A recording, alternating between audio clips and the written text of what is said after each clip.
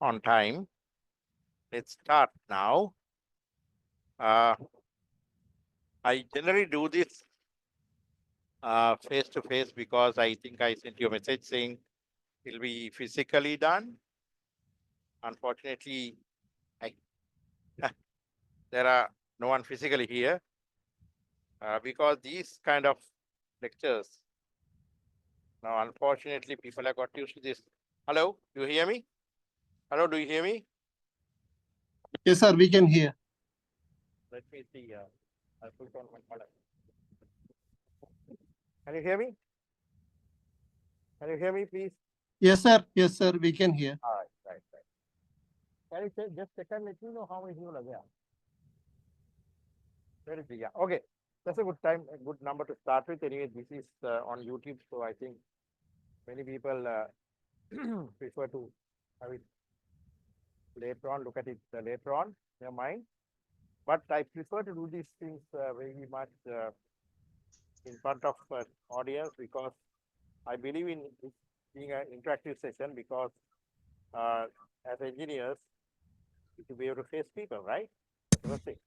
Before I do anything, let's do this video.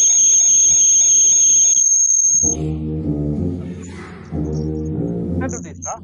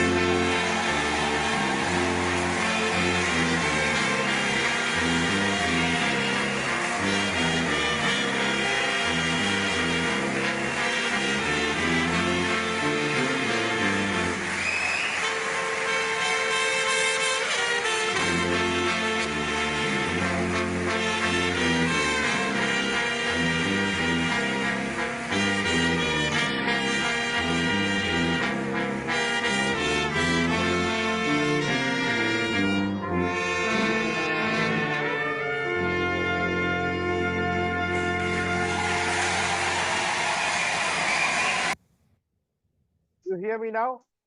You hear me now? Hello? Do So you hear your me? voice is very low. Very low. Yeah, volume, you have to volume up. Shall we then take the other mic? Can you hear me now? Better? Hello? Please give me a feedback. Do you hear me well or not? Hello? Fine, I should make sense, right? Yeah, it's clear, but it's low. Volume is low. So how shall I go with the other mic? Can I do a small? I know you can hear me now, right? Yes, now Can you okay. hear me now? Hello? Yes, sir. Now we it's can okay, hear. sir. Now it's Ah, okay. let me Yes, try now another okay, mic, sir. right? Give me a minute. Let me try another mic. Hello, can you hear me now? Yes, sir. Good. All right, okay, fine. Now better. Now, I want you to give me some feedback, right? Do you hear a feedback noise? I mean, no, not that feedback. There's a noise problem here. Do you have a noise problem there? Any noise issues? Slightly noise. Feedback. Just like noise. So this is very sorry for this, all these mishaps. Anyway, let's make some sense, right? I want you to give me a feedback, please. How many people are there in the tech? 26. Aha. Is there anybody who says 6? How many people?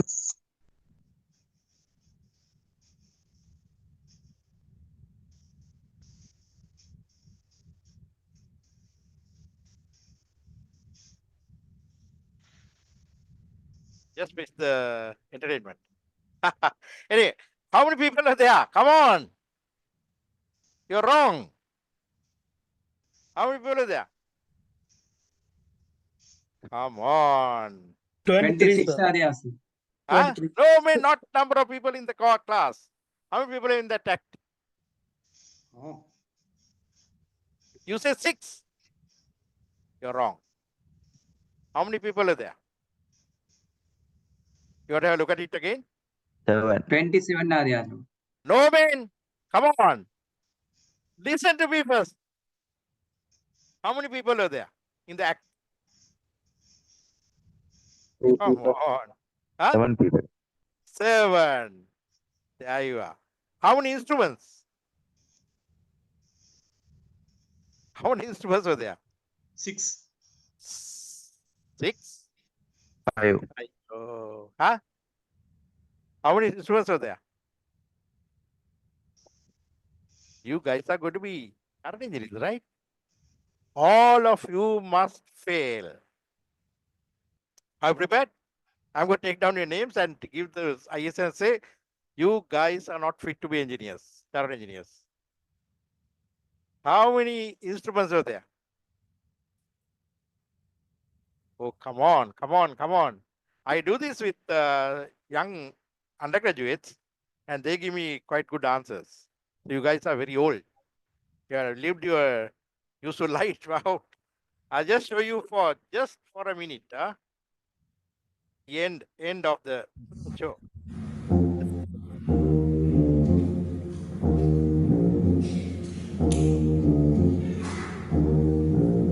Page one. One make Come on, man. Tell me how many instruments are there? How many instruments are there?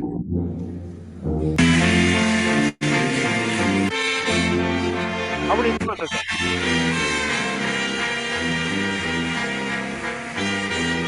How many trumpets are there? Come on. 5 instruments. Ah, you guys, see you guys. There are a few things I want to talk about, not on the number of people there, right? And the instruments. But I had to now tell you, you guys as engineers have to be first alert. Look into the details. Look into the insignificant. Everything is important. Just see what a simple thing that was. What a simple video clip. You all did not give sufficient interest. You did not give sufficient attention to what was being played. I'm a bit sorry, but when I ask the same question I do this to the undergraduates, all engineers, undergraduates, and they very often come out with the absolute correct answers. Now here, one person gave a wrong answer, someone corrected it, then I could not get the number of instruments right. So please be very careful. As engineers, we have to be very conscious about even the little details. right? Minor details, insignificant things. I do a lot of case studies also. You know, there was a small, there's a very famous case study called the Challenger disaster, right? That happened in 1986. The Challenger within 73 seconds burst into flames. Why? There's a very small, very extremely small matter that the designer did not consider. It cost 12 lives of astronauts, right? The very famous and infamous engineering disaster in the whole world that shook the world, right? And this is the time that they were using this spaceship to go to the International Space Station. Now, yesterday there was on news, right? There are two people who got stranded in the space station, could not come back. And finally, Elon Musk came to the rescue. And they say, show that, you know, thanks to Donald Trump, you know, the matter was solved, all that is politics anyway. Now I'm going to take too much of time. Let's get on with the main topics. So, guys and friends, please be very, very careful before you give an answer. As engineers, we sometimes do this. I'm sorry to say this. I have passed out almost 46 years ago, right, from University of Moratuwa. I entered the university in 1974. We celebrated our 50th anniversary of going to university last year. So I have covered more than 46 years of my professional life. And I see this problem among engineers increasingly felt. We take things for granted. We just try to give an answer and get away from the situation. You can't do that. It can cost, especially when we do work for the others, right? We'll do that. We'll see that later on as we go along. Okay. So before I start anything, I want to share with you some of my very favorite videos, some quotes and anecdotes. My first quote is from a book gifted to me by an author named Arup Roy Chowdhury. He was the CEO of a big organization called the National Thermal Power Corporation of India. So you will see this thing coming up again and again. This was, we were discussing at that time, I was the project, additional general manager in charge of projects in CEB. And the Sampur coal power project of 2 into 500 megawatts. The first stage was 500 megawatts, was being discussed. It was developed as a joint venture between CEB and NTPC. NTPC is incidentally the largest thermal power company in the whole of India. They may be earning about 60,000 megawatts of coal in India alone. If we did that project, in single we say Lanka Godyan Jude. Unfortunately, two idiotic politicians in this country, idiots. I will not mention the names, otherwise I'll be taken to courts. Two idiots who are called politicians in this country cancel the project. Okay, now they are coming to do in this project a place where we have not had 1,000 megawatts of coal, which would have not caused any power crisis in that very famous era when you had that Arakale. That particular president had to go home because of the power crisis. Triggered, among others. One of the causes was the power crisis, right? That could have been averted. Sri Lanka could have gone galloping in the development scale if we only did that thermal Sampur coal power project. I'm telling that with responsibility. Because I was in charge of planning, I was in charge of projects. Finally, I was in charge of CB. I retired as general manager CB. So who else is to say this boldly? If I cannot say this, no one else can say this. So this particular book was handed over to me by the CEO of the NTPC. In fact, this particular man, Arup Roy Chowdhury, became the youngest corporate head at the age of 32 years in an organization of 300,000 people in India. So if he doesn't know about management, who will know about management? And the book is titled Management by Idiots. This came out of print in 2013.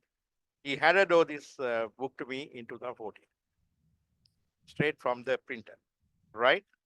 So he has a very famous picture. If you don't blow your own trumpet, others will use it as a spittoon. Now, this is what engineers are doing. We do all the hard work. We do so much of work. We never express our opinions. When it comes to expressing opinions, we don't talk about it. You heard me talking very boldly, right? I'm challenging the political authority. If you don't talk, who will talk on your behalf? So, if you don't blow your own trumpet, others will make it a spittoon. Now, be very careful, my dear friend. I don't know how many are there. When I say don't blow your own trumpet, it's not just taking the empty vessel, right? Empty vessel makes the biggest noise. No. When I say don't blow your own trumpet, that means when you have to speak, you have to speak. And you have to speak, you have to speak sense. And for you to make sense when you speak, you should know your theory. You should know what you're talking about. You should know your practice of engineering. That is why, my dear friends, we are having a very giving you a tough time before you allow you to become called chartered engineers. We are very protective of our profession. So if you go and make blunders, you see some blunders later on, the entire profession goes down the drain. Everybody talks bad about I almost say CB, right? Bad about the engineers in all particular. Of course, they now talk about badly about CB as well. But for the last few months, I heard that the engineers have not been blamed too much. And there was a time, about a couple of years ago, everybody started blaming the engineers. So much so, my dear friends, I'm telling you, I was so passionate about my own job in CEB. I was so passionate about the CEB. More than 300 engineers have left in about a couple of years. Not because they all want to run away from Sri Lanka, but they were treated so badly. They were treated so badly. Everybody was talking bad about the CEB engineer. Right? If you have your CEB engineer, just ask them. They got so fed up being blamed. In fact, 2 engineers were sent on compulsory leave for doing just their rightful job. Where on earth do they do that? People will call them and say, "Well done, young man, you did a good job." For doing the right thing, what happened to them? They were sent on compulsory, the best system control engineers we have ever had. What did the man do? He was never to leave the country. He's now in New Zealand with the same job. He was almost offered the job in New Zealand. We have lost people because we don't talk out. We don't say what we have to say at the proper time. Others will make ourselves spittoon.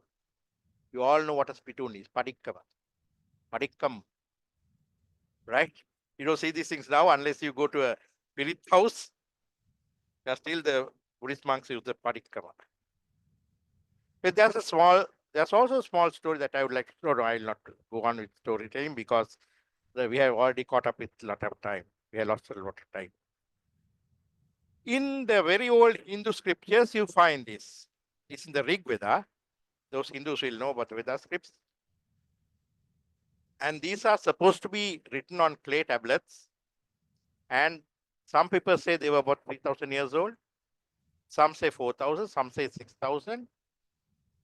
Some even say some of the scripts are written about 12,000 years ago. God only knows. Let's not worry about who wrote and what was written. But these are very, very facts of wisdom, right? When there's harmony between mind, and I say mind, these people know that I'm pointing to my head. My heart, I'm pointing to my heart. And resolution, then nothing is impossible. 3 things have to meet each other. So you see 3 waters meeting or something, 3 roads meeting. Mind, heart, and resolution. Then nothing is impossible I add the words for an engine. You don't believe it, right? I'm going to prove it. You don't believe it, I'm going to prove it. Nothing is impossible. Give me a minute, I'm going to prove it. I do believe in this. Of course, I'm going to show you two small video clips from other places. And also, there's another video. I don't want to play that because it's going to take 12 minutes. So tell me, Hi guys, welcome to America's Got Talent. Thank you. Thank you very much. Tell us a little bit about yourselves. My name is Tao Portion Lynch, And my name is Bart. I'm 26 years old, and she is 96. And you're going to be doing the act together. This is your... yes. We're gonna do ballroom dancing together. How did you meet each other? Tinder. So I was teaching one of my mambo classes, and she just walked in to the studio, and from that day, we've been dancing together for 6 years. Oh wow! And you think that this is $1 million act? She's right next to me. Oh, that's so nice. Okay, go for it. Enjoy yourselves. Thank Good you. luck. Thank you very much. Thank you very Thank you. 96.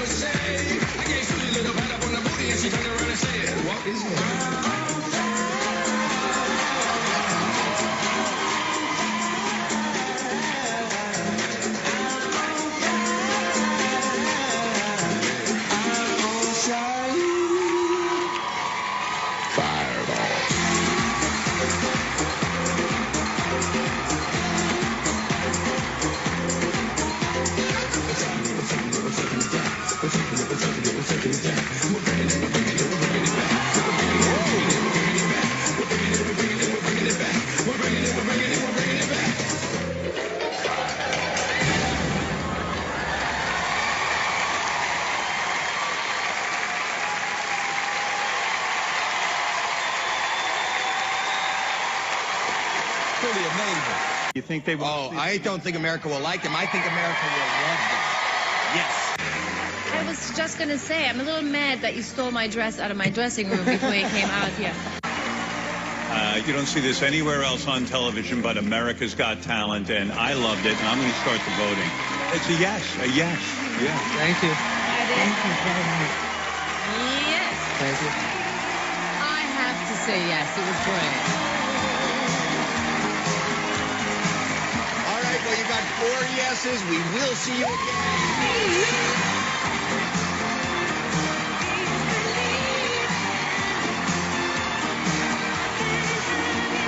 She's skipping it for you. Yeah, you are. Right?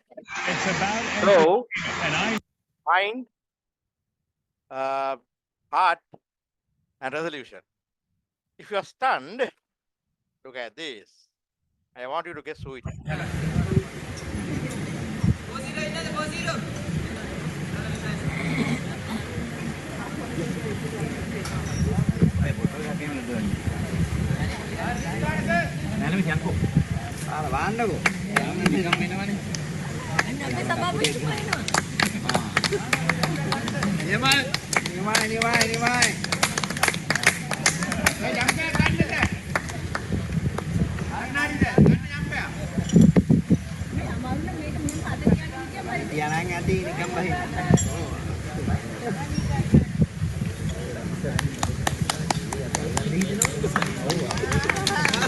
That building was 7 stories tall, and the issue is this.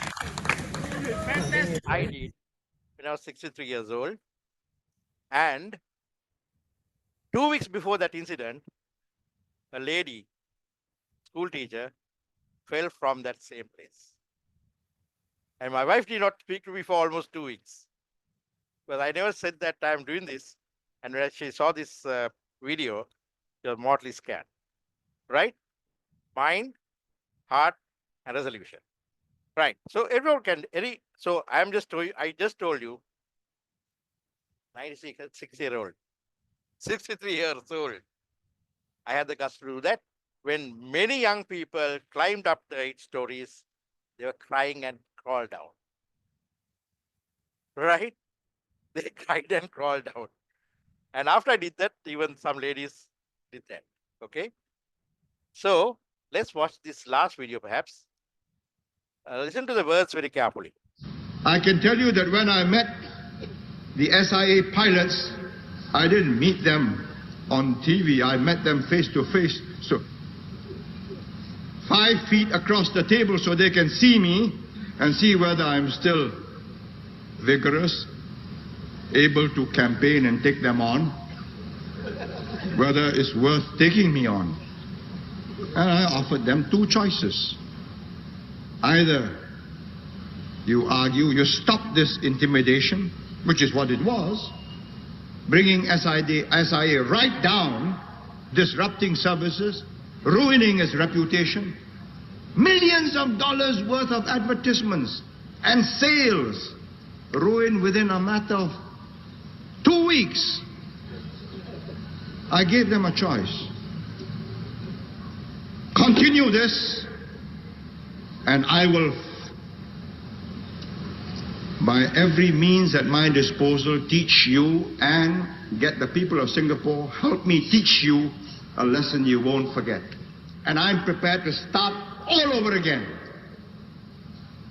Or stop it. Get back to work, restore discipline, then argue your case. Took them 65 minutes. And they decided, okay, it isn't worth the fight. Why? Because they know they'll lose. They know that I'm prepared to ground the airline. They know that I can get the airline going again without them. And let there be no mistakes about this. Whoever governs Singapore must have that iron in him, or give it up. This is not a game of cards. This is your life and mine. I've spent a whole lifetime building this. And as long as I'm in charge, nobody's going to knock it down.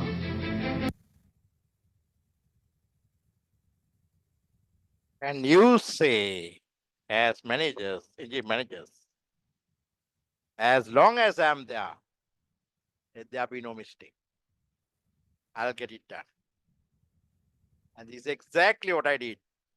I'm not going to tell stories like other people who are doing management lectures. They cook up stories. They import stories.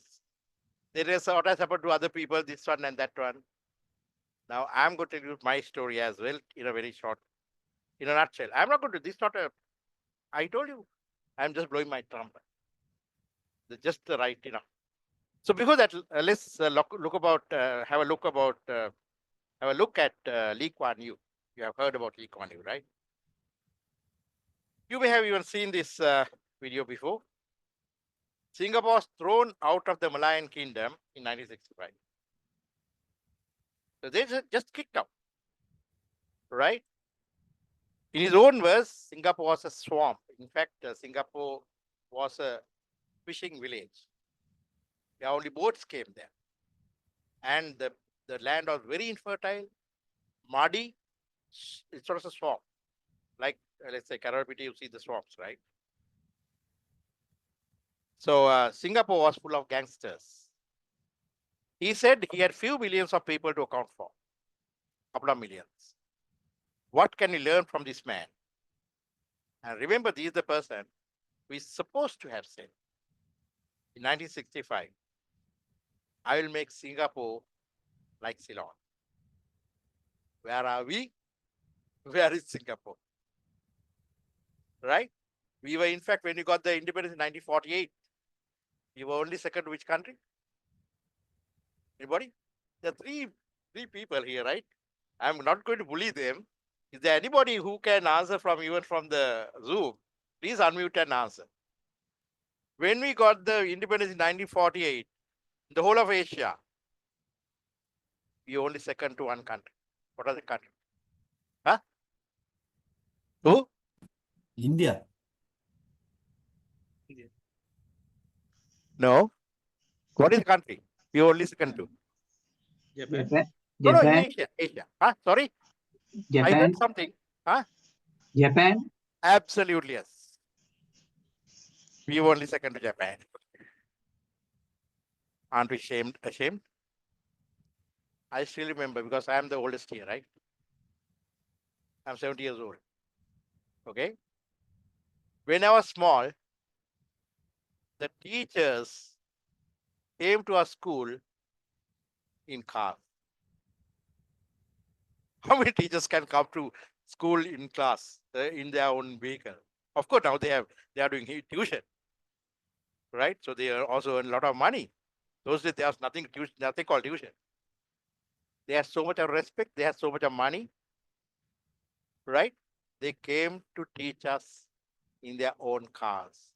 So my vision of a teacher was someone who was very rich, who had a car. I'm talking 1960s, right? Early 60s.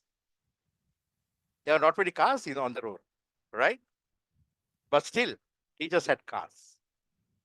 I would say he was a man of immense courage. He who never looked back on his mission, Another trait that I'm going to talk about engineers. Firm of his conviction, stayed focused. Now, this is something that I like very much. Stayed focused, right? You have to stay focused. Stayed away from all those who did not fall in line with the commitment to rebuild the nation called Singapore. He stayed away. You also have heard about him sent his friends to jail, right? Did not serve everyone with the same spoon. Another problem in Sri Lanka. We try to treat everyone equally. I'm not saying you should discriminate. Huh? Please don't get me wrong. When I say do not serve everyone the same spoon, you have to give the job to a person who can do it. Even when you are working in the field, you identify the people who can do the job and give them the job. And when that happens, what happens to others? They'll come and carry tales to you. Sir, ඕකට දෙන්න එපා sir ඌ කරන්නේ නැහැ වැඩි. ඕක හරි හොරෙක් sir. කියන්නේ නැද්ද? Right? You should be the judge. That is what I mean. You can't give a person who is weak to certain things a massive job and expect him to deliver things. That's what I'm saying. You don't serve the same with the same spoon. You selectively give birth. Then you take the people who can do the job. This is where your market value counts. If you are competent, people will recruit you. People will not allow you to leave your place. Get an importance for your skills, for your knowledge. There's also saying, it's another thing that we as Sri Lankans are very capable of. There's also saying that if you try to please everyone, you will end up pleasing no one. So keep these things in your back of your mind. We say, I want to please this fellow. Oh, he is known to my father. He is known to my uncle. I cannot kick him out, surely. No, you have to kick him out. If he is not performing, if he is not suitable for your team, get rid of him. There was once an engineer, who, in fact, that engineer started his life with me. But after that, he went to another place and again came back after about 20 years to my same branch. And when he came, he was a very good engineer. But when he came back, he was a rotten engineer. And he was in a team. And everybody was complaining about this man. So one fine day, I had to tell him that he's not welcome by his teammates. So one day he called me. I called him after work when everybody had gone. I called him and said, asked him 2 questions. Do you think you fit into this team? I first asked him that question. He said yes. Then came the thunderbolt question. I asked him, do you think others consider you to be in their team? He was struggling and struggling and struggling. I knew his face was changing. He was getting embarrassed. And he said, he knew that he was not welcoming that. Then he said, I don't know, sir. And then I told him point blank to his face. I'll call him Sharat for the moment. Sharat, you started your life with me, career, at this particular place. I knew that you were a good engineer, but somehow, somewhere, things have gone wrong for you. You have to correct yourself. You have to work with the people in a manner that they accept you as a teammate. Right? So I had to tell him to his face. Of course, then after a little while, he left, because his wife was already in UK. But of course, he's still keeping in touch with me. He didn't get angry with me for telling that. What will happen if you try to treat everyone with the same spoon?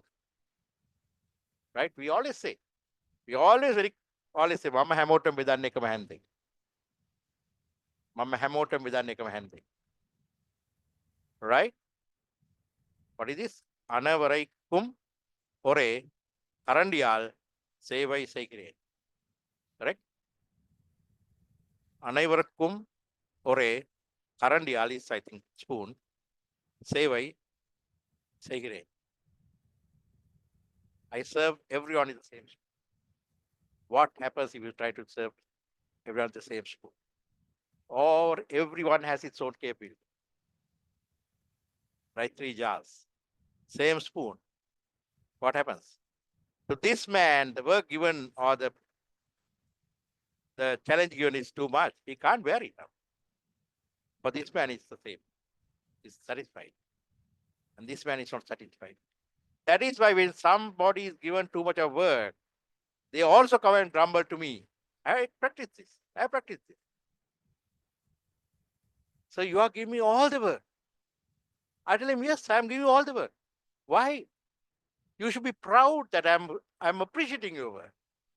I know that you are capable of doing this work. So encourage them. And fill this fellow with more and more work. He'll feel dissatisfied, frustrated. Right? There's a lot to learn from people of the caliber of Lee Kuan Yew. Now, this is one of my very favorite quotes, of which I am going to build my argument. That mind, heart, and resolution. Engineers have no reason to say, I can't do this job. I have done it. I'm going to prove it. Once again, every word I'm saying, I always tell this now, don't tell my wife, if you ever meet her. I don't tell lies to my wife. I'm not anything. Huh? I tell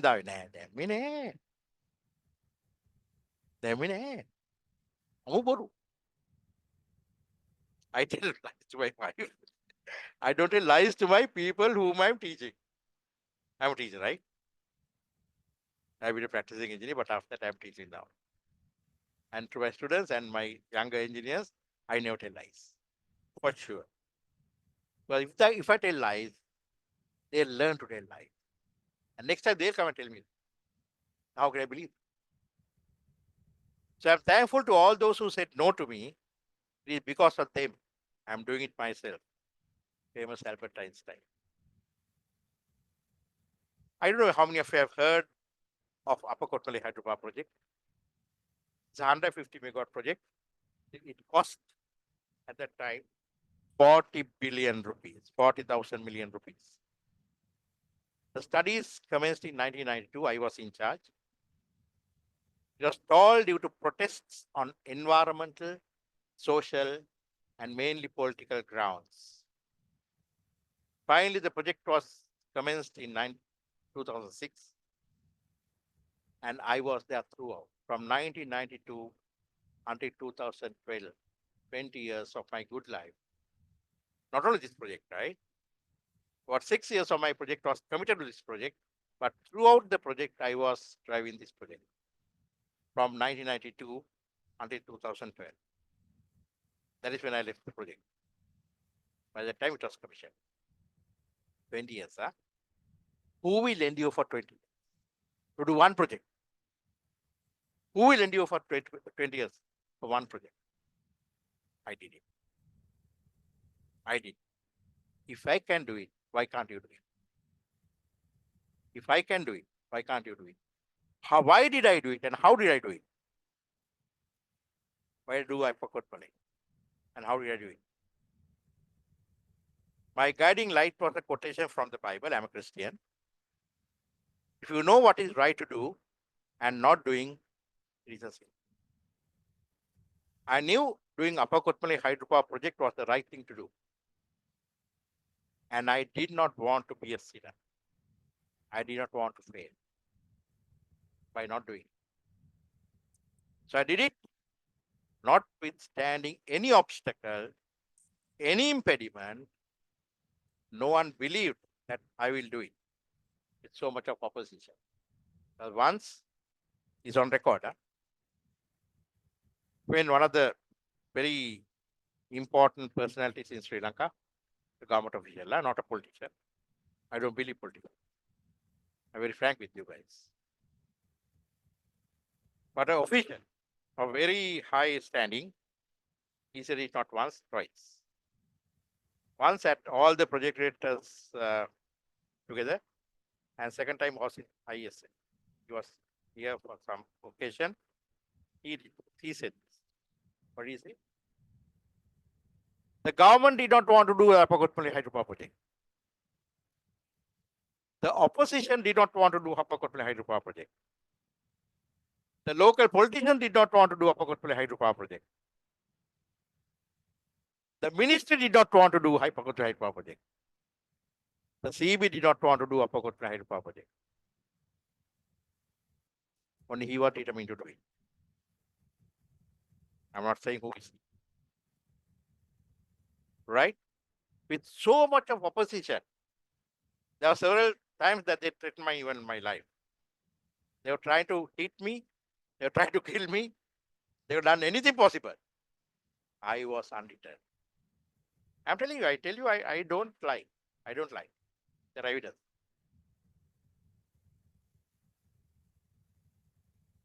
So I did it, notwithstanding any obstacle, any impediment, and no one, in fact, believed that I will do it. Some even wish that I fail, even for my own organization. I thank them out. How do I do it?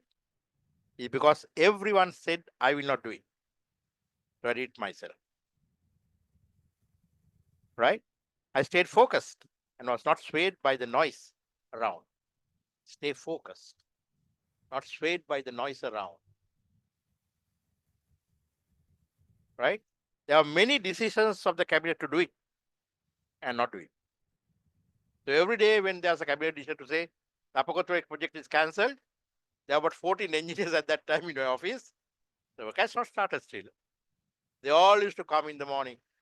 Ane sir apita mokada wenne. Api karanawa. So they had only faith in me. They had only faith in me. I was determined to do it. I don't know whether you can remember all those Karalis and Kolahalas. Anybody from Talawakal area and New area will remember these things. The last decision was to rescind all previous decisions to do it in the cabinet. Fortunately, there was a loophole. I used that loophole and I did it. Right? Fortunately, there was a government change also.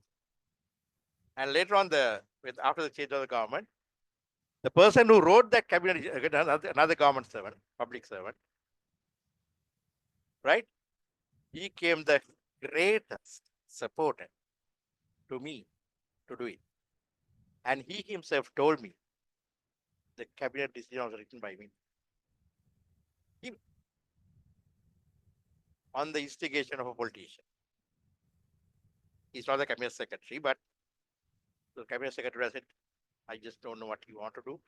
Write and give it to me. I don't know. I'm just thinking. But he said, I was behind the cabinet decision. But he was the greatest supporter to me after that. I ignored it.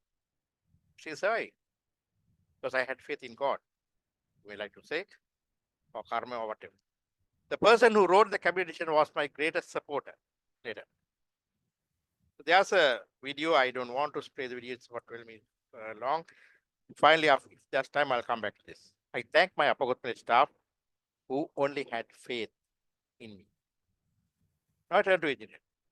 Today's our topic is engineering. What is engineering? Who is an engineer? What do you expect to do as an engineer?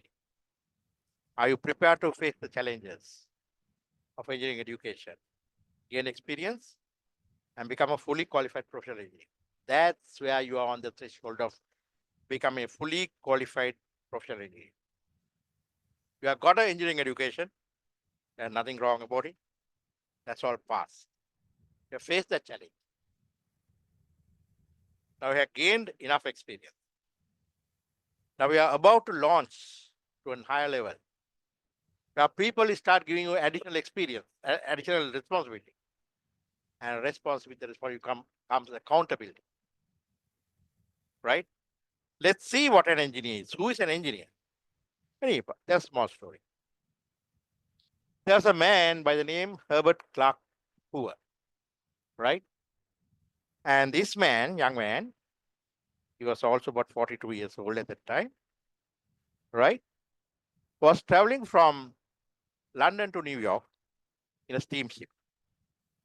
And steamships those days took about 3 months to cross the Atlantic. They're going very slowly. So this gentleman was in the first class cabins, and also was there a young lady, maybe his own age. So on the last day, they were sitting down for the last breakfast, and they could see the New York harbor. And they were to get down, so their bags are packed. They were saying the goodbyes. And this lady had an urgent question to ask this man. Of course, what is the question? There are 2 men and 1 lady. I'll not bully them. Can you tell me what the question she asked?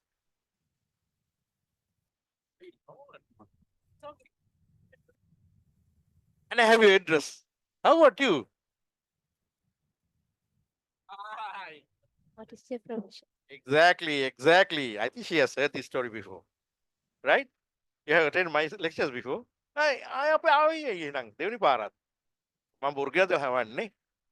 This lady has come to see whether I am lying. Right. Where are you working, by the way? Huh?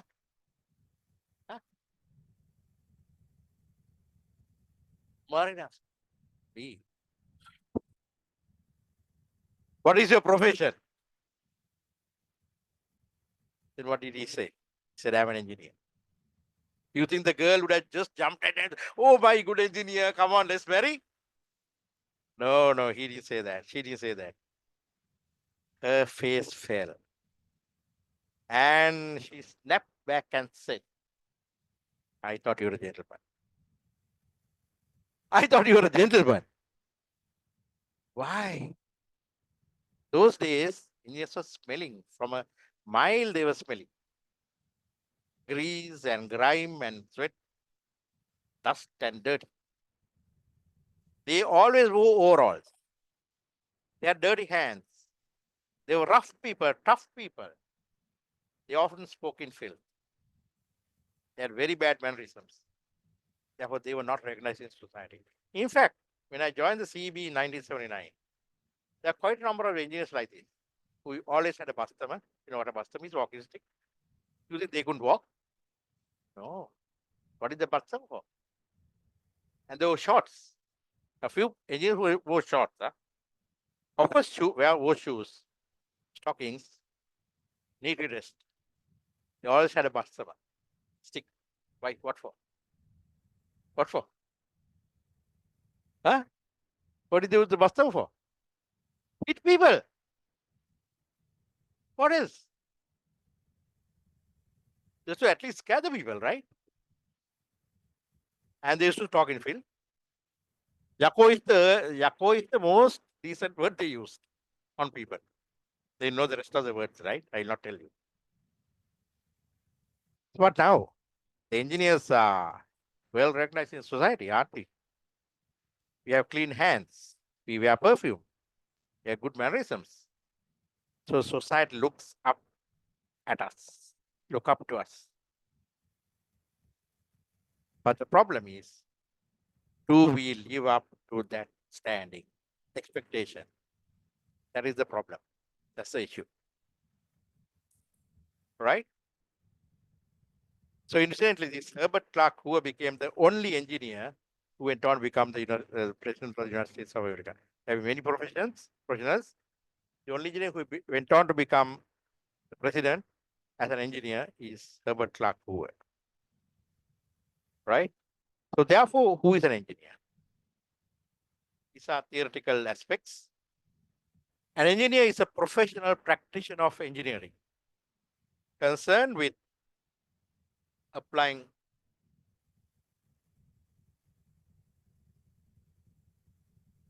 scientific knowledge, mathematics, and ingenuity to develop solutions for technical problems.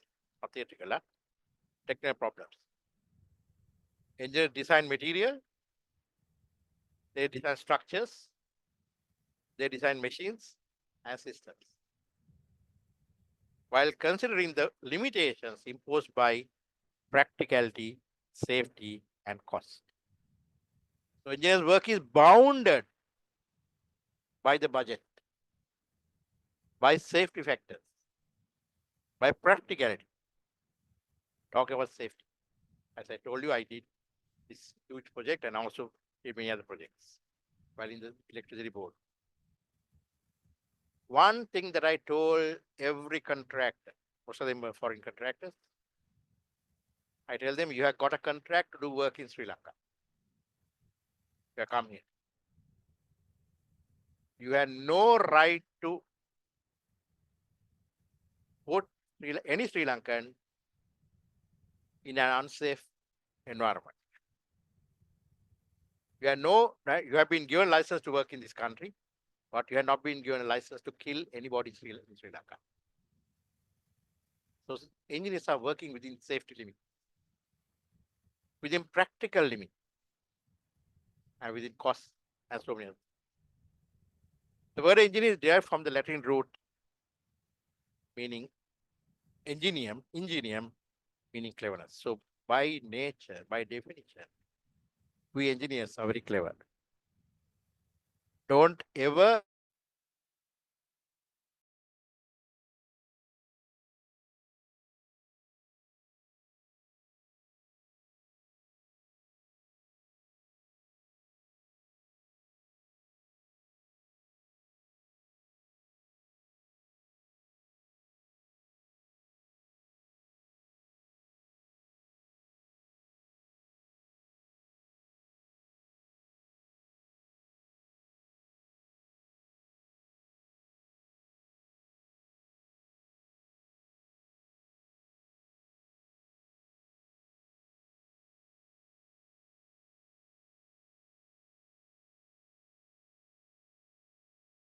Hello, is there anybody in the Zoom? Do you hear me? Yes, sir, we can hear you. 35 people in the Zoom. Can anyone tell me if you hear me? Yes, sir, we can hear you. Hello? Hello? Yes, sir, we can hear you.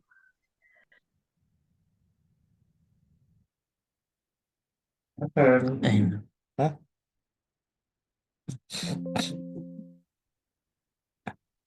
Hello.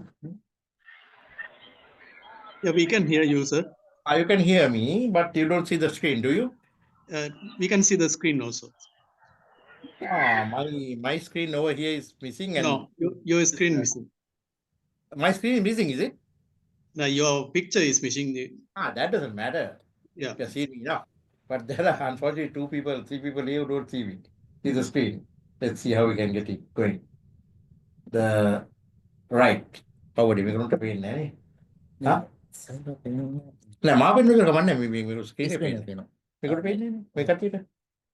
Those who are in this class, they don't see the screen.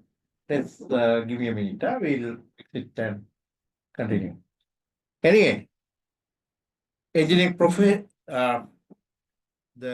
an engineer is a professional practitioner of engineering concerned with applying scientific knowledge, mathematics, ingenuity to develop solutions for technical problems. Right? Engineers design materials, structures, machines, and systems while considering the limitations imposed by practicality, safety, and cost. Now I think the classroom screen is coming up live. So these gentlemen and lady will see the screen. The word engineer is derived from the Latin root meaning ingenium, meaning cleverness, which means, guys, be proud that you are clever already. Otherwise, you can't do engineering. Right? So, yeah. Now the screen is coming up. The engineers are grounded in applied sciences and their work in research and development is distinct from the basic research focus of scientists. The work of engineers forms the link between scientific discoveries and the applications that meet the needs of society. Give me a minute, defense. This class screen is being uploaded. Yeah. Recording in progress. Okay, now let's see that. Now I have a.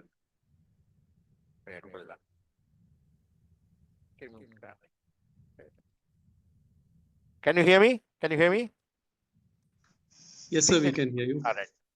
Now I have a bottle of water, right? I got my pain. Hurry. Never mind, never mind. I have a bottle of water in my hand. Right? Now, if I ask, there are 3 people here. What is the weight of this bottle? 500 milliliters. What's the weight that I'm holding in my 3 fingers? What is the weight? Huh? 5 grams. Are you sure? How much more? Huh? How much more? Huh? 550? Come on. How much? 510? Somewhere around, right? Or 505? Somewhere around that, right? Isn't that good enough for us? For us engineers, this is good enough. Even if you say 502 grams, 505 grams, 510 grams, it's good enough, right? If you ask the same question from scientists, I'm telling this for a particular fact, right? He will give me an answer which will have about 10 decimal places. Why? How did he come out with 10 decimal places? The scientists will analyze the water. How many isotopes are there? Get the atomic weight. Analyze the plastic here. Get the carbon chain. Get the molecular weight. Add it up and give you an answer which might have about 10 decimal places. That is science. That's not engineering. Engineering is to do something to do with practicality. It serves no purpose. Why I'm saying this? I get reports sometimes from engineers We are used to these computers. No? So they extract this information and give me a answer with what 4 decimal places, 5 decimal places. The biggest joke was a research paper produced by an engineer who has a doctorate, already published, which had, I told you I am not telling lies. For a moment, I am not telling lies. The moisture content of wet clay that is to be turned into clay tiles, he writes a figure of moisture with 11 decimal places. And this technical paper was published, presented in one of our own, very own universities, engineering universities in Sri Lanka. The first thing I asked is, was this paper accepted? Oh, yes, sir. Accepted. Was it published? Oh, yes, sir.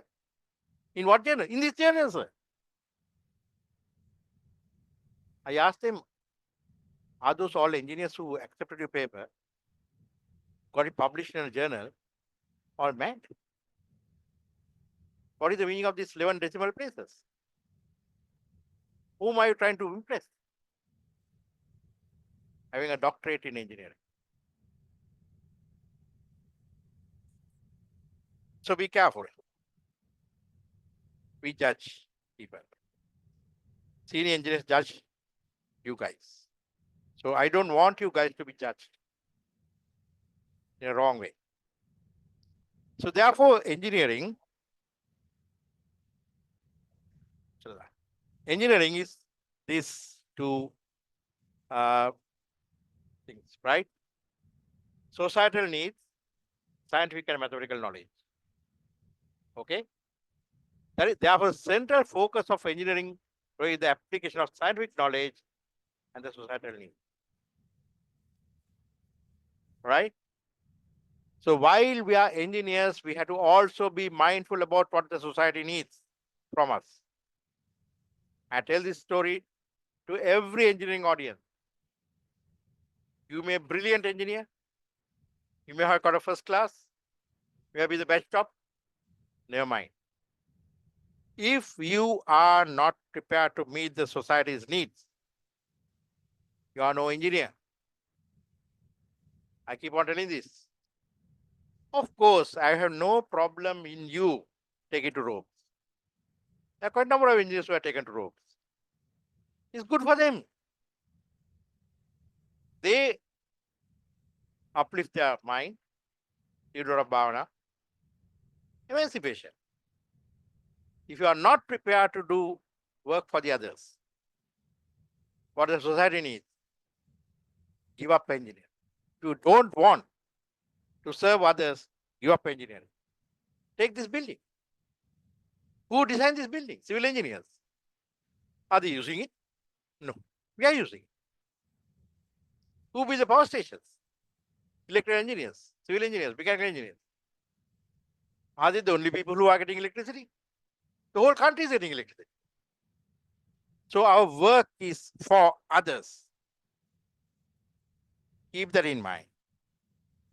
The central focus of engineering profession is the application of scientific knowledge to meet the societal needs. You don't do anything that doesn't meet the society's needs. Engineering is not the profession for you.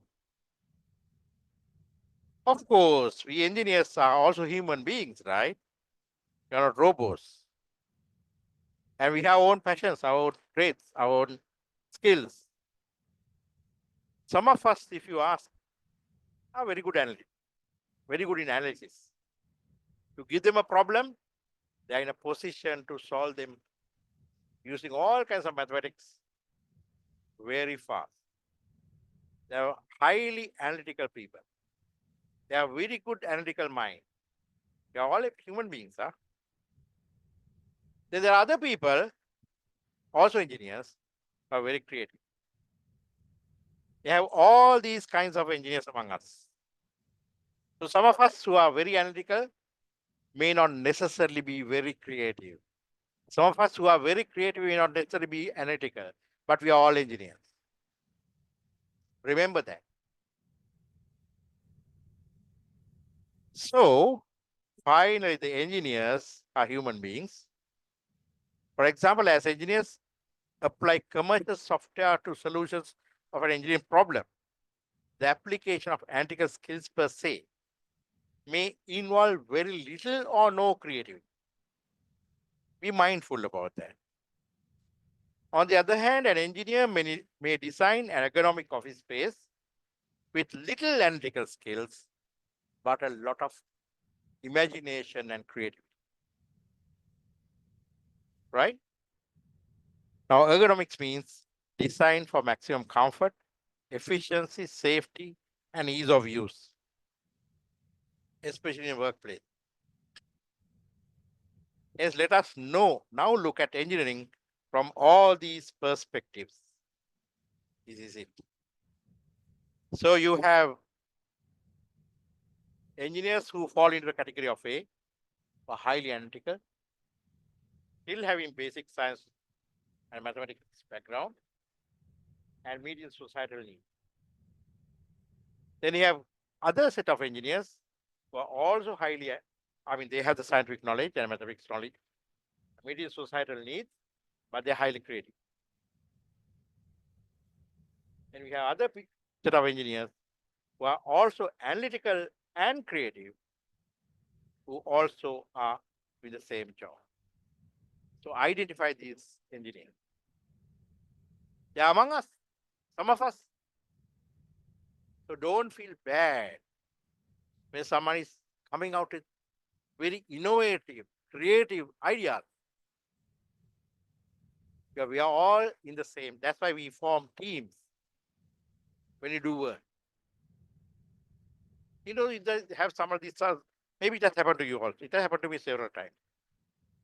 Sometimes you can't solve a problem. You think and think and think, and you work with your teams and work with your colleagues and go and ask from the seniors, go and ask from even from juniors. Over the macham make a karani.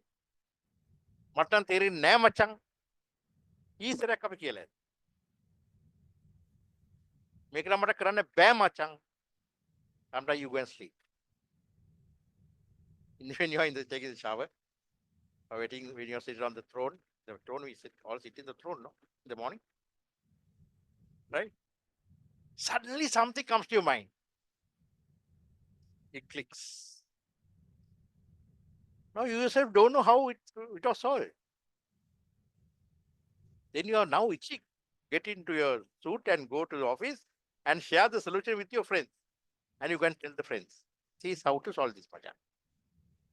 I'm not talking about all scientific things. This is a way to solve this matter.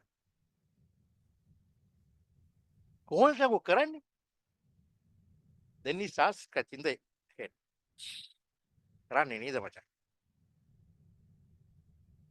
That is where the analytical people and the creative people come together to solve a problem. You need creative people. You also need analytical people. So the three aspects of engineering, sector A, represent the intersection of purely analytical talents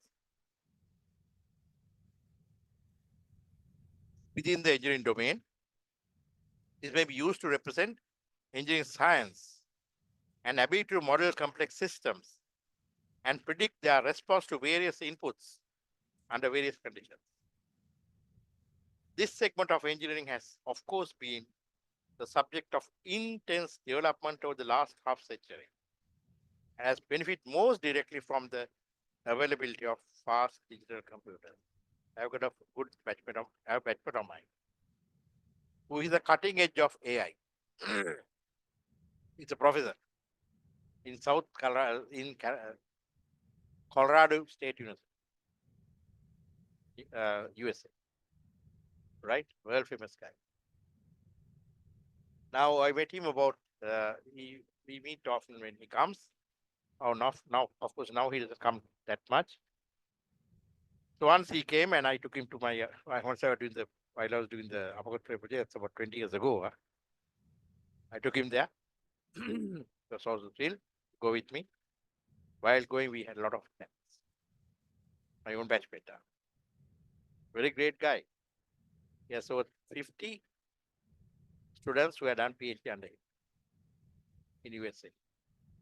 And at that time, we were talking about artificial intelligence, what it can do.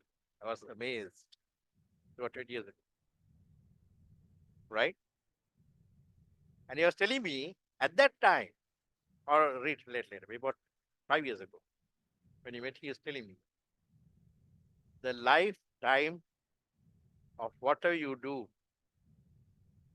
in IT, ICT, or AI, or whatever is only 18 months. Half-life. That means after 18 months of whatever you invent, half of it is useless. So the other half is only left to do something better. So fast is changing. The power of the computer. I know where we are going to end up. I don't know really where we're going to end up. But to me, it's a bit scary. To me, it's a bit scary. I was traveling about 5 years ago with a group of friends to Indonesia for a conference. The only link we had, because we also reserved our seats separately in the plane. We reserved, of course, 4 of them, we have 5 of us. 4 of them were going to live in the city for the first night, but the conference was going to start the next day. Since I've been to that city, I hate that city. It's a very messy city. So I went straight to the conference venue. It's about 20 kilometers or 30 kilometers or 40 kilometers away. Not in the city. And these guys went and booked 4 rooms in a very famous hotel. I don't remember the name. And when we landed in Indonesia, it was Indonesia, right? As I was coming out of the immigration, what is the message I get on the WhatsApp? Welcome to Hotel ABC, let's say. And your room number is 546. I was shocked. I know a book. I asked my colleagues, what are your room numbers? Oh, 544, 543. I was stunned. I know a book. See the way they trace us. Right? So they have already reserved a room by some means, by just randomly. Whether I go there or not is immaterial. I didn't even bother to reply them. I thought that they might deduct from my credit card. Hey, all these credits are also unknown. So fortunately, that did not happen. Right? So much transparent you are now. So the intersection of C, the creative guys, with engineering domain can be viewed as representing those sudden intuitive leaps, often responsible for revolutionary advances in technology called significant novelty. You require that novelty, you require that significant novelty in engineering. That's thinking out of the box. Right? As well as those aspects of engineering not yet fully supported by engineering science that remain more an art than a science. But remember, we are rooted in science, right? So section B. So now you can start judging yourself, where do you stand? The intersection of knowledge, that's scientific knowledge, and needs of society with both creative and analytical capability. They can be used to represent engineering design and much real-world problem solving. This sector includes activities ranging from developing innovative products and processes to creating an innovative bridge design, to developing a new control process for petrochemical production. I've taken from the literature, right? Now, those days when you were small, all the buildings, you were working for a civil engineering firm, right? What is Marine Square? Marina Square. I don't know where Marina Square is. It's in the port city, right? No. Okay, somewhere there. You see the buildings now. Of course, good old days, the buildings are also very nice. Then after some time, all the buildings became just petty, like Pompeii. Now, how do you see the buildings? They're very innovative, right? They're very creative. You see the cinema life or something? My God. Right? I remember going to Beijing once and saw a huge. There's a building like that in Homagao, right? Where you see in the center, there's a big hole, right? I think some campus, right? ITU master, right? Like an inverted view. I saw this recent, maybe 5 years ago, 6 years ago. In Beijing, oh my God, there's a huge C. The letter C. Huge letter C. Right? Almost hanging there. That is the IBM headquarters in Beijing. Right? Huge C. So this innovation, application of technology, and creativity.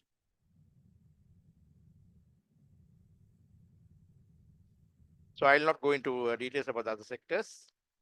Okay, sector 1, intersection of analytical skills with societal needs outside the bounds of scientific knowledge. They are not scientists. These are not engineers. And they are actually meeting the needs of society with analytics only. So they might include economists and philosophers. The greatest known philosopher, Lord Buddha. What science did you know? He met the needs of society through his sheer philosophical thinking, right? So they are needed in this world. Sector C may encompass arts. They are also meeting the needs of society. If there are no artists, what kind of life are we spending? Don't any one of you have any kind of art in your home? I'm sure you have some art, some pictures of scenery or whatever, right? It's artistic work. Then sector 2 may be used to represent those societal needs outside the bounds of scientific knowledge that require both analytical and creative skills, perhaps including public policy, business, administration, and music. Music is not only analysis, creativity. It also has analysis. You should combine the sharps and the flats and the basic notes, octaves and normal notes in a manner that is soothing to the ear. So all these musicians, they first write the music on paper. Then you allow them to play it on those instruments. A lot of analysis is needed. So we cannot ignore these other people who are surrounding us. We are the great guys, of course, but we are not the only great guys.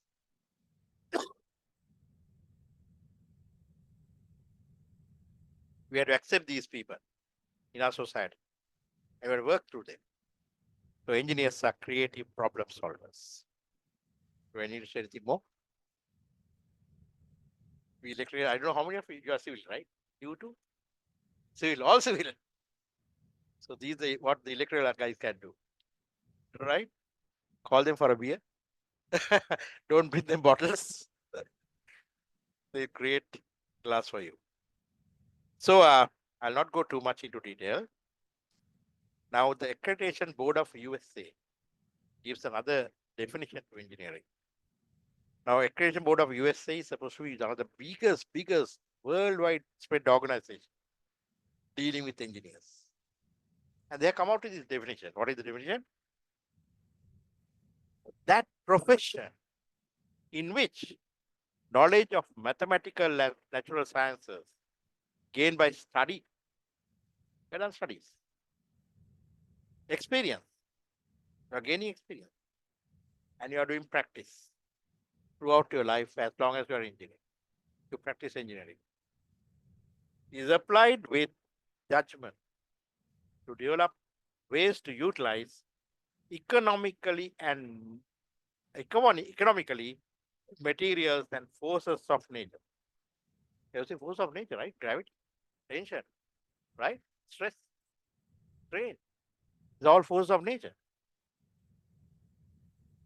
Right? For the benefit of mankind. I told you, if you are not willing to work for the benefit of mankind, engineering is not your profession. You are engineering. Get into ropes. Go to the jungle. Meditate, at least you'll do something for you. But if you want to practice for the benefit of mankind. So I'll skip some more slides. And this is what the International Engineering Alliance, one of the most important international organizations dealing with engineering, say.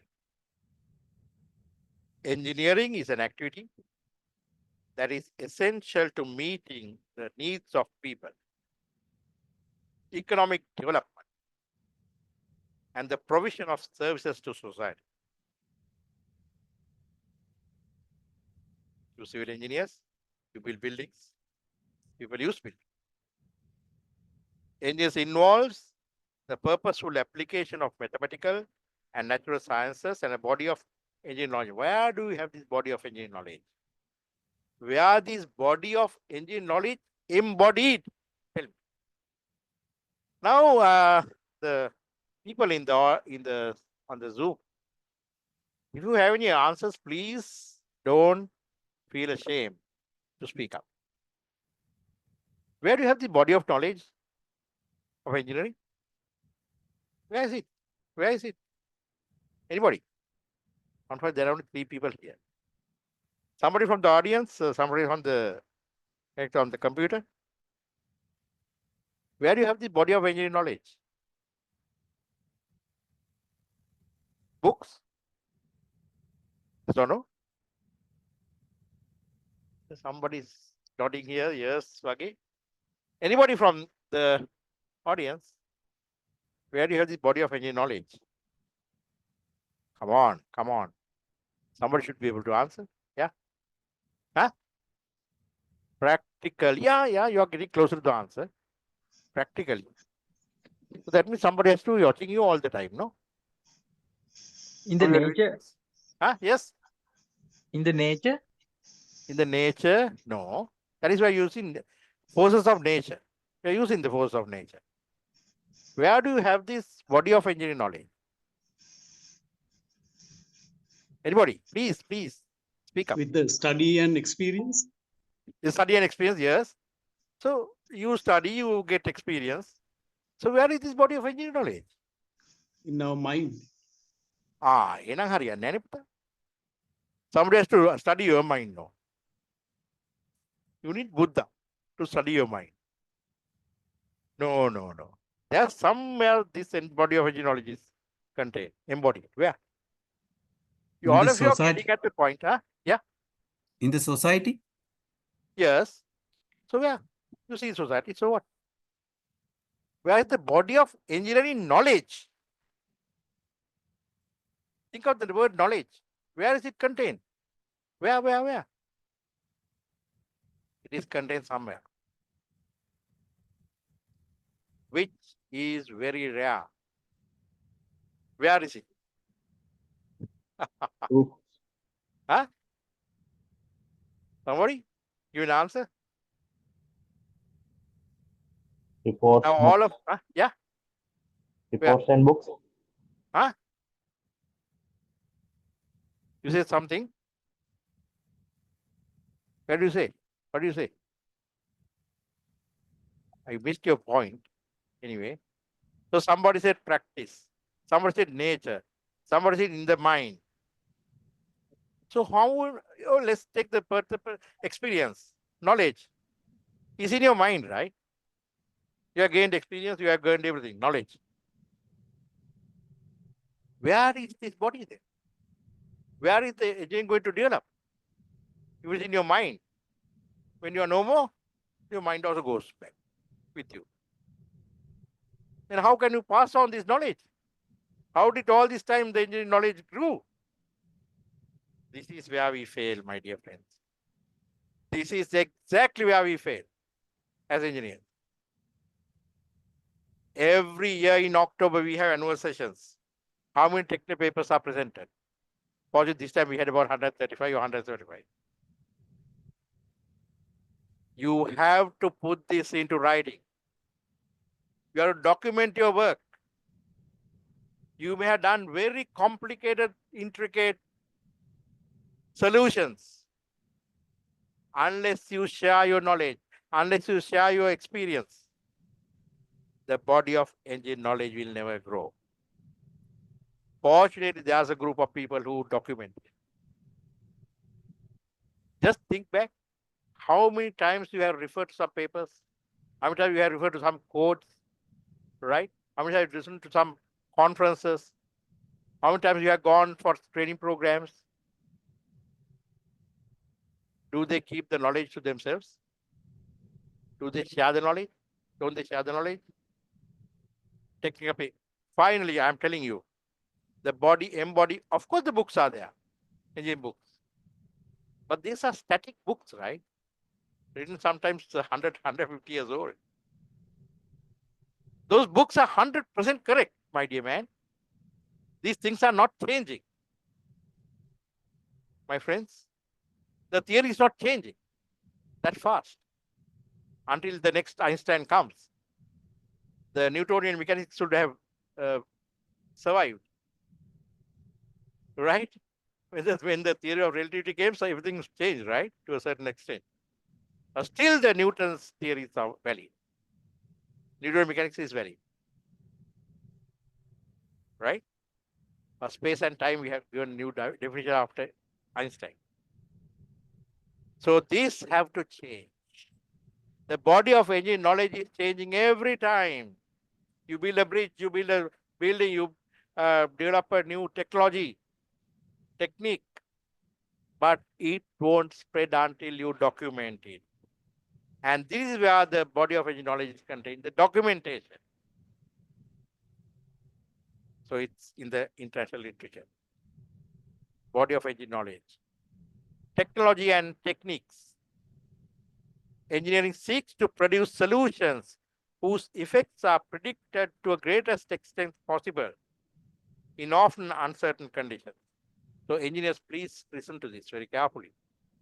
You are routinely doing something, that's not engineering. You have to be doing something new all the time. You have to create something new all the time. You have to do new designs all the time. If you don't do that, what's good of engineering? What a good engineer are you? You are not a good engineer. I'm telling you straight to your face. And you start thinking afresh. When a problem comes, you are doing the same thing, same way that your boss has been doing it for the last 5 years. What good of an engineer are you? In fact, the story was told to me because I used to do some professional review exams that you are going to face, right? With the vivas and their experience report. So some engineer has interviewed another engineer, and he came out, he's a good friend of mine, he came out and said, Machang, I should have given the charter to his boss. I said, why? The entire report he has written, under the direction of so-and-so, I did this. Under the direction of so-and-so, I did this. Under the direction of so-and-so, I did this. And a fantastic report. So all the work has been done by whom? Not you. By your boss. Because he wanted to get his boss's signature to the experience report. That's all I can imagine. He wrote everything what the boss has done. He came out and told me, we should have given the charter to his boss. What a shame. What have you done? What have you done? What have you got to say? So please be careful, my dear friend. You got to add to the knowledge, body of engineering knowledge. You've got to do things new, whose effects are predicted to the greatest extent possible in often uncertain content. That is your job.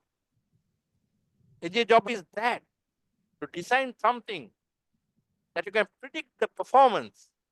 I'm giving another example from Apakotpally. In 2020, the Japanese ambassador visited Apakotpally. Now I'm retired, right? At that time, I have retired 5 years. Today, I'm retired 10 years, right? So I went there. They invited me, please come and sir. Japanese ambassador is coming. He's an important guy. There are people who funded this project.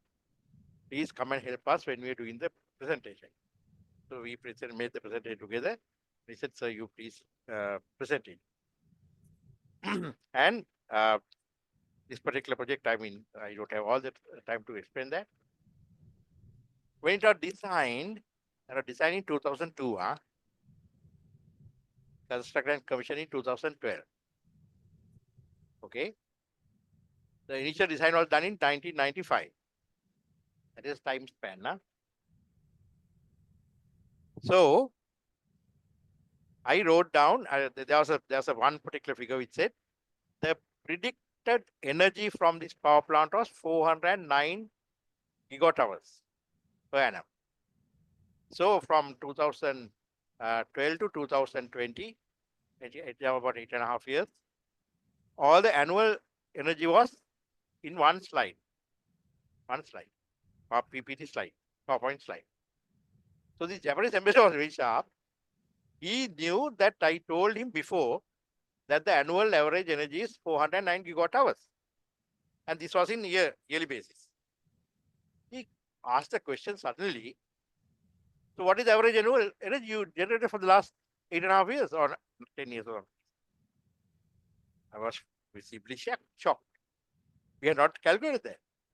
So I told the young engineer who was there just to calculate. Do you know what happened? The figure was 410 gigawatt hours. After 8.5 years. About 2 months ago, I went there. The average annual energy is 415 gigawatt hours. You know the result. He immediately told his staff to publish in the Japanese embassy website. 2 weeks later, I get a call from Japan, from a newspaper. Then he said, he's not good in English. He's going to give another colleague to tell what he wants to say. So the editor spoke, and his assistant, who could speak English, spoke to me and said, this editor of this very famous newspaper in Japan want to interview you. And fortunately, they have got hold of the people who have done the project with me in Sri Lanka. And Mr. Agiara, he's now today in Sri Lanka.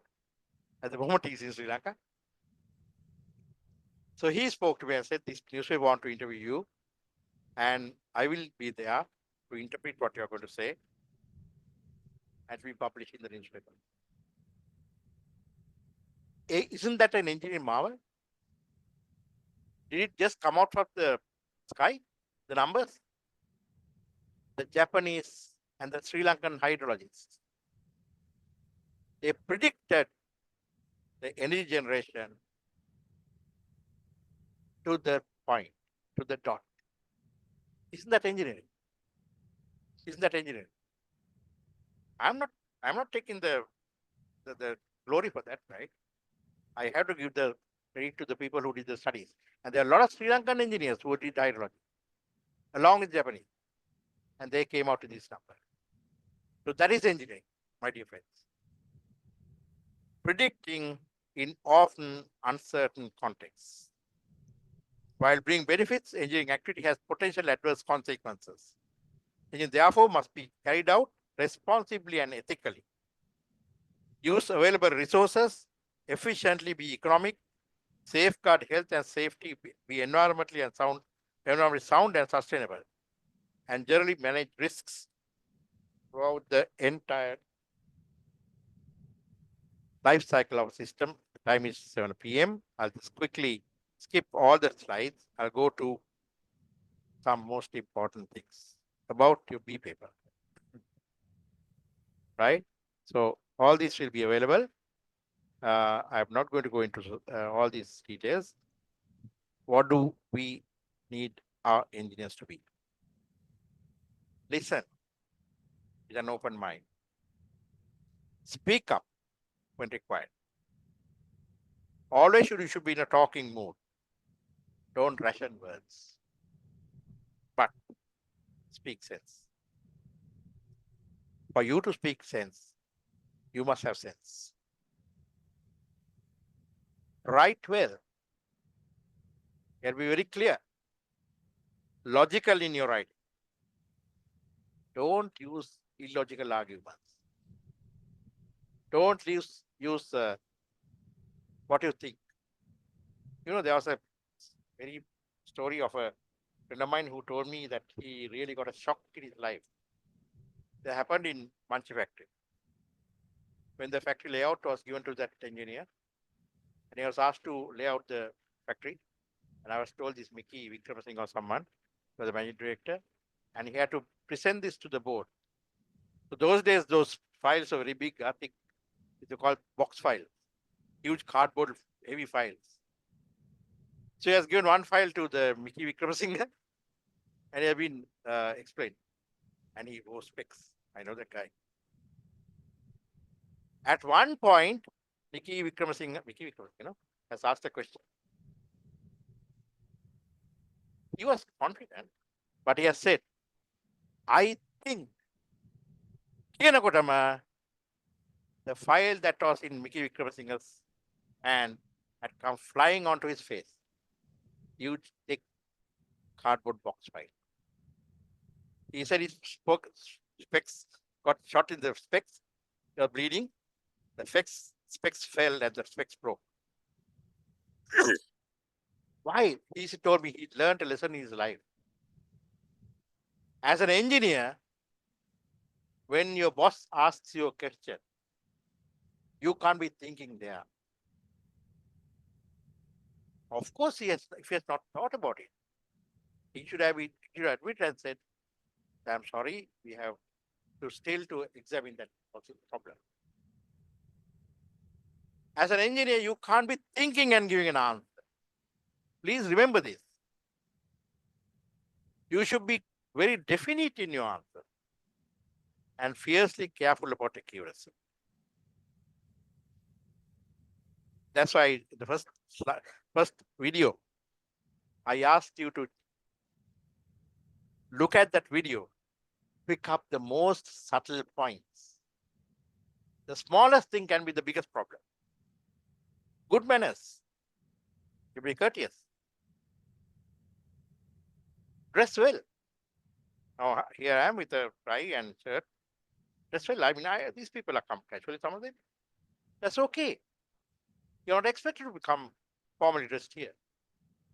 But when you go for a formal meeting, be properly dressed. But they judge you by your dress. Not expensive clothes. Be clean and smart. Read well. Unless you read well, you cannot speak. There's such a lot of material. You have the knowledge is at your fingertips now. Not like those days when we were doing my thesis, I write a letter to my supervisor in Netherlands and wait for an answer for 2 weeks to come by email. We didn't have email. We had only email. So it took me 2 weeks to get an answer. But now, at most I could have taken a telephone call. It was too expensive to take a telephone call. Right? There's such a lot of information at your fingertips. Read, and read. Work hard. Are you ready to face the challenge? Guys, over there, are you ready to face the challenge? Unmute your mics. Are you ready? No one is talking, eh? Yes, How about yes, sir. Yes, sir. you are ready to face the challenge, huh? You're ready to face a sumo. That is your job. But there are two things you have to keep in mind. Face the challenge confidently. Thinking is the most important words. Is the most important words I'm telling you. If I can't, who can? If I can't do the job, who can do the job? What does it mean? I have to do the job. There's no one else to do this job. I have no option. If I can't, who can do this job? But after you do the job, please remember, as an engineer, the most important words, after winning or doing the job, be humble enough to say, if I can, who can't? What does it mean? Two simple phrases. If I can't, who can do? But once I do, I should be humble enough to say, if I can, who can't? That means I have to share my knowledge with my colleagues. I have to share my knowledge with my peers. I have to share my knowledge with my superiors. I have to share my knowledge with my subordinates. In engineering, there are 4 ways of communication. All of you had told that there are only 4 people, 2 people. I and he, or he and me. I and she, and he and me. No.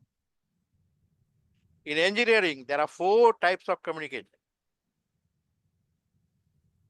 You should be able to communicate with your boss. You cannot communicate with your boss. Get out from that place. If the boss is not listening to you, get out from that place. You should be able to have a communicate with your boss. You should be able to communicate with your subordinates. If you cannot communicate with subordinates, don't wait there. You are doing a disservice to your subordinates. If you cannot communicate with your peers, your people in your branch and your group,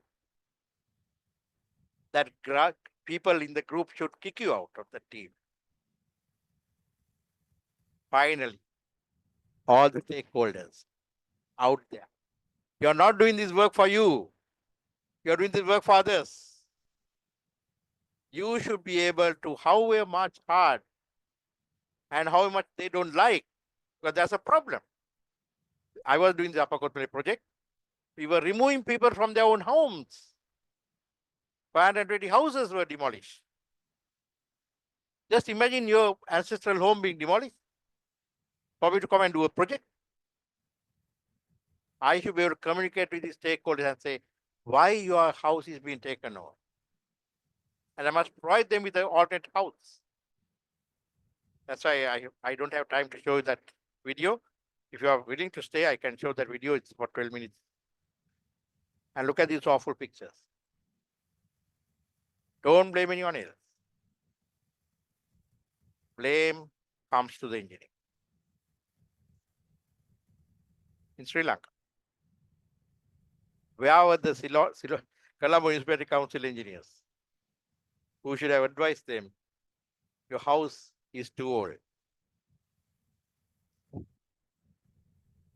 1,100 lives were lost in Dhaka, 2013. Who is responsible? Engineers. Looks funny. In China. In fact, I heard this came to me from a friend of mine. There's a very funny caption in one of our Sri Lankan newspapers. Where is this? Where is this? You can easily guess, sir. I can tell you, when I was doing work in this place, these are the bridge that I traveled. There was a bridge, and we were going in, 4 of us in the Jeep. The bridge started swaying halfway in the middle. I really got shaken up. I thought that was the last day in my life. We all 4 of us got down, and the 3 of us got down, and the driver, we were guiding the driver slowly until we crossed the bridge. And first thing I did was to call up a friend of mine, batchmate, was in the army and said, please, for heaven's sake, close that bridge. The people will cross that bridge, and one day it can be a huge accident. So if technologists and technicians try to do the job of engineers, this may happen. But are we prepared to face the challenge? You said yes. Can we confidently say that we engineers in Sri Lanka will not allow these kind of failures to happen? And recently we have been seeing many more failures that we should have seen. We had a very good track record, but we have been seeing some failures. Can ISL assure that our chartered engineers, you're going to be a chartered engineer, are in a position to avoid these kind of disasters? The answer is in your hand. I'll not go into these details. Why do people fail B paper? Candidates do not work hard and prepare adequately to meet the requirements. As you did in other school, universities, ISL examinations, they do not read technical literature. National newspapers. You are working in the society. You know what the society wants. International journals are simply not interested in topics other than your own area of specialization. Remember, engineering cuts across everything. What you do may cut across the livelihood of someone else. So problems faced by engineers, poor reading habits, lack of knowledge of common affairs, even in politics and economics, you should have some idea.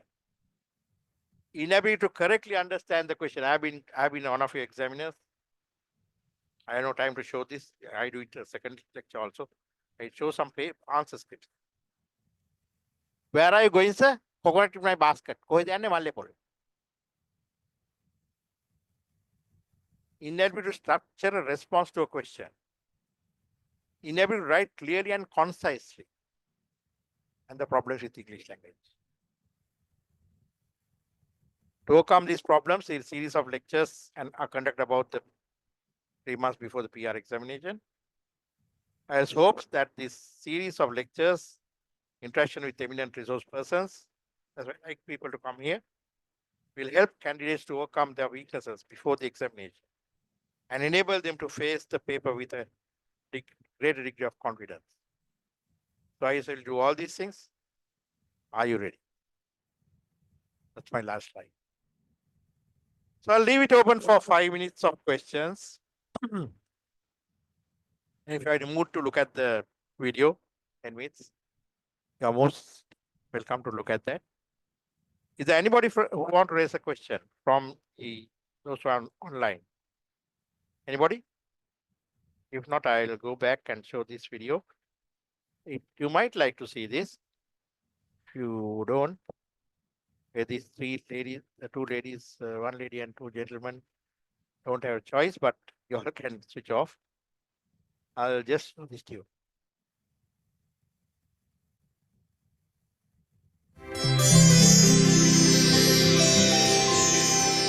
Ratnadeep जन्मभूमि लंकादीप विजयभूमि में अपे उदार मातृभूमि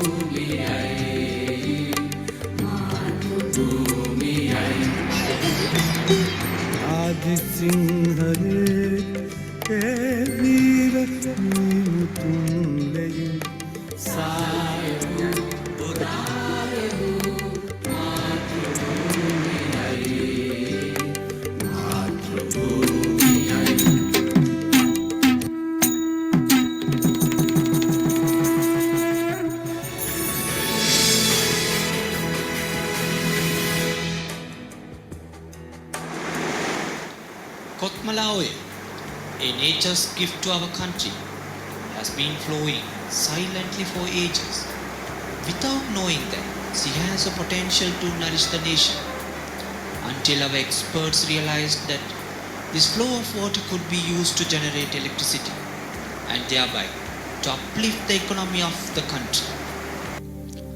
The plan is to construct an intake dam at Talawakele and to divert the flow through an underground tunnel to the powerhouse located just upstream of the existing Kothmale reservoir at Nyankamdora.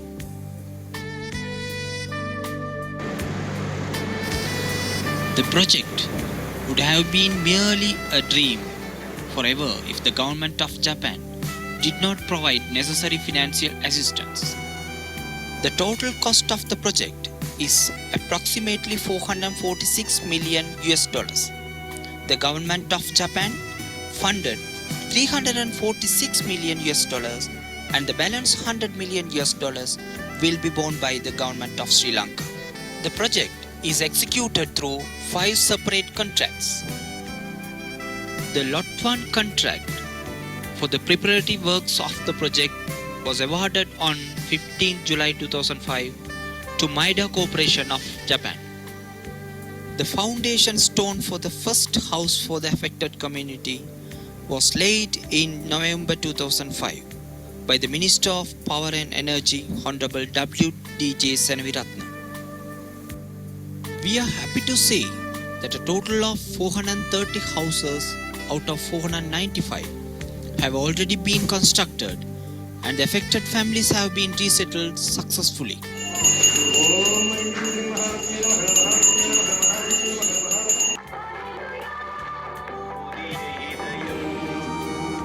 Majority of the affected communities are an underprivileged group of people who are living in lined rooms constructed by the British planters some 150 years ago. The screen would explain more on their plight, that these houses lack even the minimum facilities. Now you can see the new houses which are having all required facilities, including pipe-borne water, electricity, drainage, road frontage and other necessary infrastructure. The view of the old UC building explains its fate. If not the project, the Urban Council of Talawakele would be operated in this dilapidated building for many more years to come. New building is a gift to the people of the area by the Upper Kothmale hydropower project, and this noble gesture will never be forgotten by these people. The Tamil school was operated in a more than 100 years old abandoned tea factory building for the last 3 decades. The new premises were handed over to the school authority on April 26, 2009.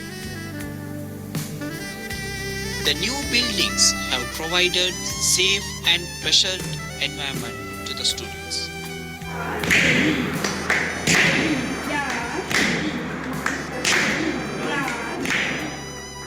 The 33-kilometer long stretch of B412 road had been developed and handed over to the public. 94% of the Lot 1 contract has been completed. The Lot 2 contract for main civil works of the project was awarded on December 6, 2006 by signing the contract between CEB and Maida Nishimatsu joint venture.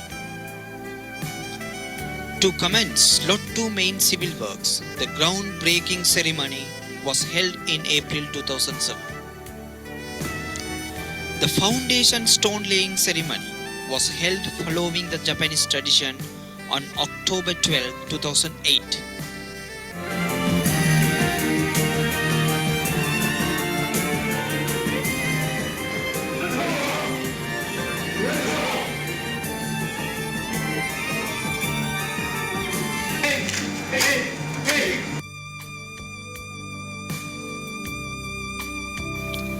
The intake structure with 35 meter height and 170 meter length consists of 5 radial gates and a sand flesh gate.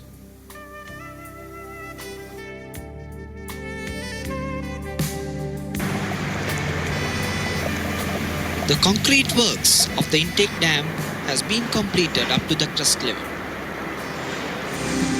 With the consultancy of the foreign expertise,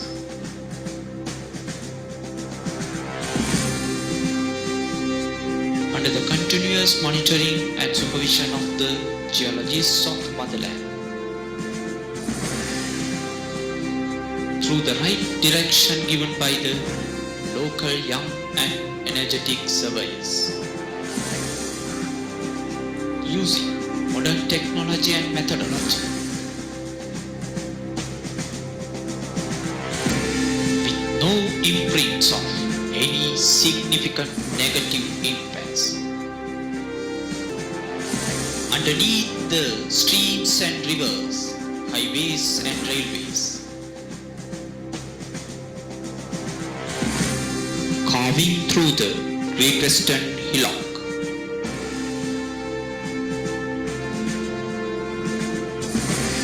leading from Talawakele to Nyankamtala.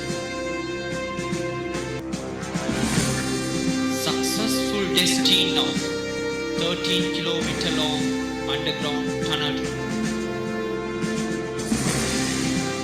on the day of August 17, 2010 at 1500 hours.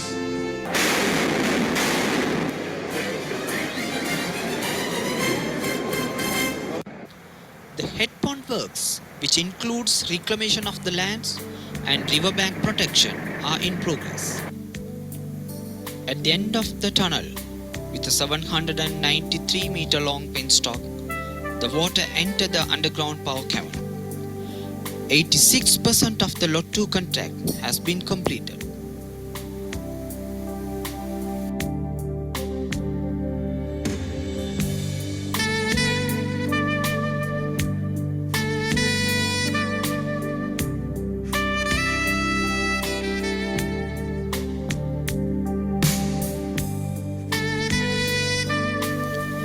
The Lot 3 contract for hydro-mechanical works of the project was awarded on November 21, 2007 by signing the contract between CEB and Kurimoto Limited, Japan.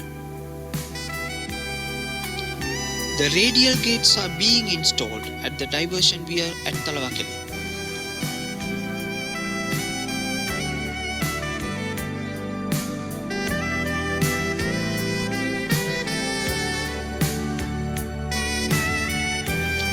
The steel pipeline for penstock are being installed.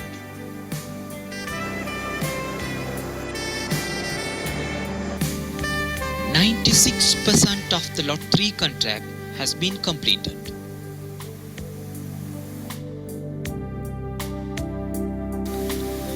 The Lot 4 contract is the second biggest in terms of contract price, signed between CEB and Mitsubishi Corporation on June 22, 2009. Draft tube and spiral casing of the two Francis type turbines of 77 MW each were already installed.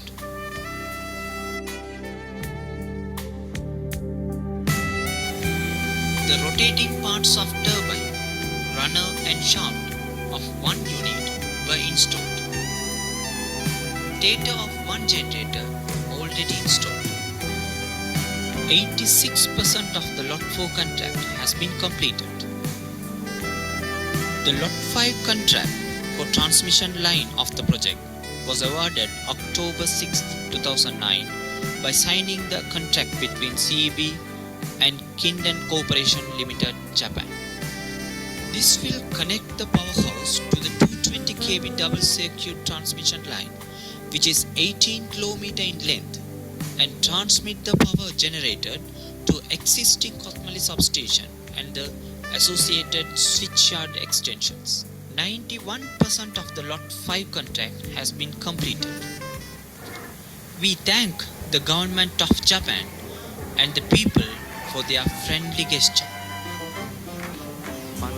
අදහස් නම් පවුවෙන් ලෝකය කැවැලිවලට නොබෙලි ඥානය නිවහල් වී පියෙන් තොරව හිස කෙලින් තබාගෙන සිටිනට හැකි කොයිනෝ